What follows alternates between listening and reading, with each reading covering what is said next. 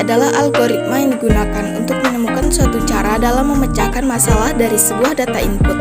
Data input adalah sebuah masukan yang berasal dari luar lingkungan sistem.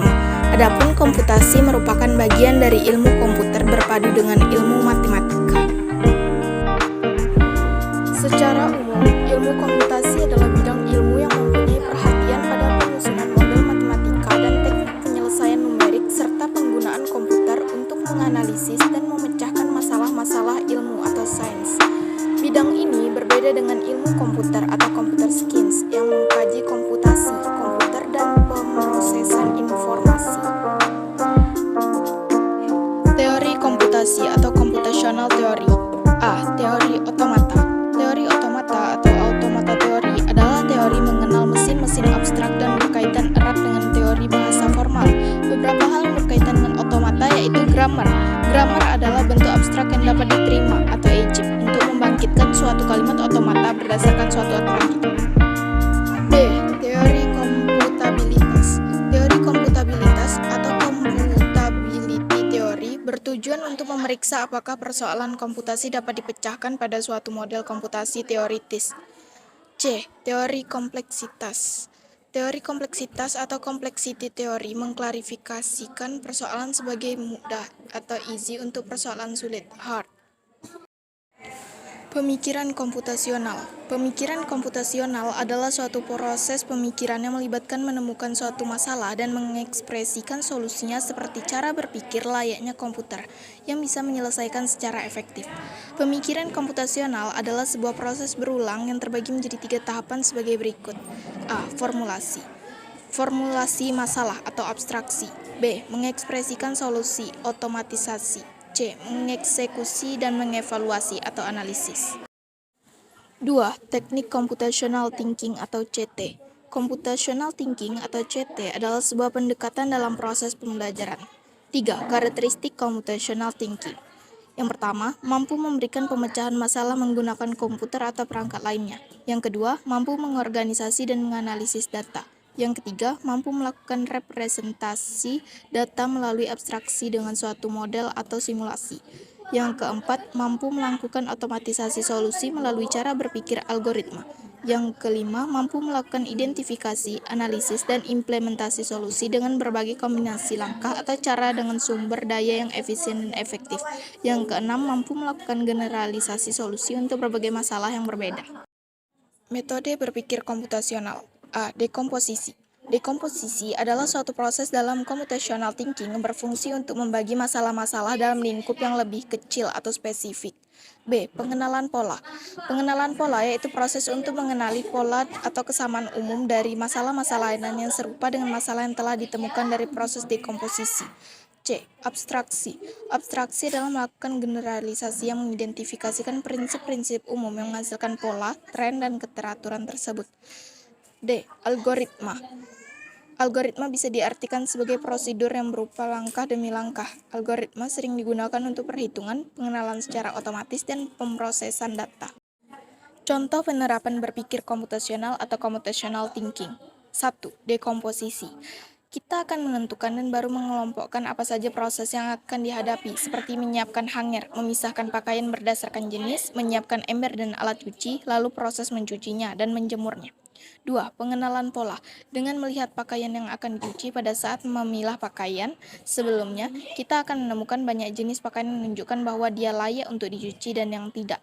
Dari sinilah kita akan membuat prediksi seberapa banyak deterjen yang akan dipakai atau air yang akan dibutuhkan. 3.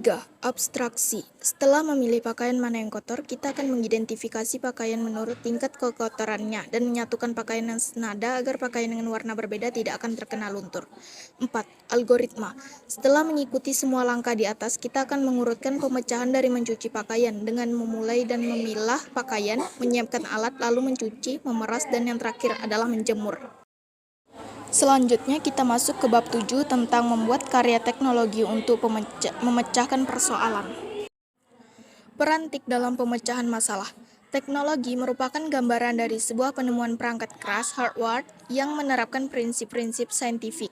Secara etimologis, kata teknologi berasal dari bahasa Yunani yaitu teknologia, yang terdiri atas dua kata yaitu techni yang berarti keahlian dan logia yang berarti pengetahuan. Secara luas, teknologi dapat diartikan sebagai pengertian sistem, teknik, konsep, bahkan organisasi. Secara umum, pengertian teknologi informasi adalah suatu studi perancangan, implementasi, pengembangan dukungan, atau manajemen sistem informasi berbasis komputer, khususnya perangkat keras hardware dan perangkat lunak software. Adapun teknologi informasi komunikasi (TIK) memuat semua teknologi yang berhubungan dengan penanganan informasi. Pengertian teknologi informasi dan komunikasi adalah teknologi yang berhubungan dengan pengambilan, pengumpulan, pengolahan, penyimpanan, penyebaran, dan penyajian informasi. 1. Sejarah perkembangan teknologi informasi dan komunikasi. Perkembangan teknologi informasi pada masa prasejarah dimulai dari tahun 3000 sebelum Masehi, yang pada saat itu ditemukan tulisan untuk pertama kalinya oleh bangsa Sumeria. Sementara pada era modern, perkembangan pertama teknologi informasi dimulai dengan adanya media cetak, yaitu surat kabar atau yang sering disebut dengan koran. A. Masa prasejarah. Di zaman prasejarah, manusia purba berkomunikasi melalui informasi di dinding-dinding gua. Mereka melukis untuk mewakili berbagai hal yang hendak dikatakan. Kemampuan manusia berbahasa pada masa itu hanya berkisar pada bentuk suara dengusan dan isyarat tangan. B. Masa sejarah. Di masa sejarah, proses menggambar dinding gua masih berlangsung, namun berkembang lagi caranya dengan menggunakan simbol seperti pada masa kehidupan bangsa Sumeria yang menggunakan huruf piktograf di era 3000 sebelum Masehi. C. Masa modern. Pada masa modern, teknologi komunikasi telah memungkinkan informasi bisa menyebar sangat luas. Hingga di masa ini mulai ditemukan koran, telegraf, mesin ketik, radio, televisi, dan internet yang memudahkan orang berkomunikasi sekaligus menyampaikan informasi lebih cepat. Fungsi teknologi informasi dan komunikasi: menangkap, menyimpan, mengolah, transmisi, mencari kembali, menghasilkan generating.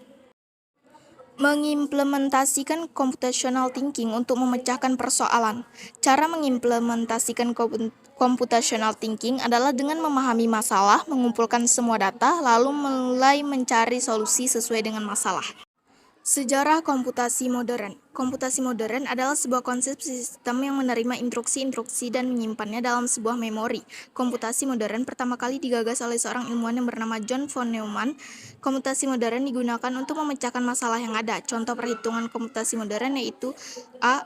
Akurasi atau big floating point, B. Kecepatan atau dalam satuan Hz, C. Modeling, N dan GA, D. Kompleksitas menggunakan teori Big O.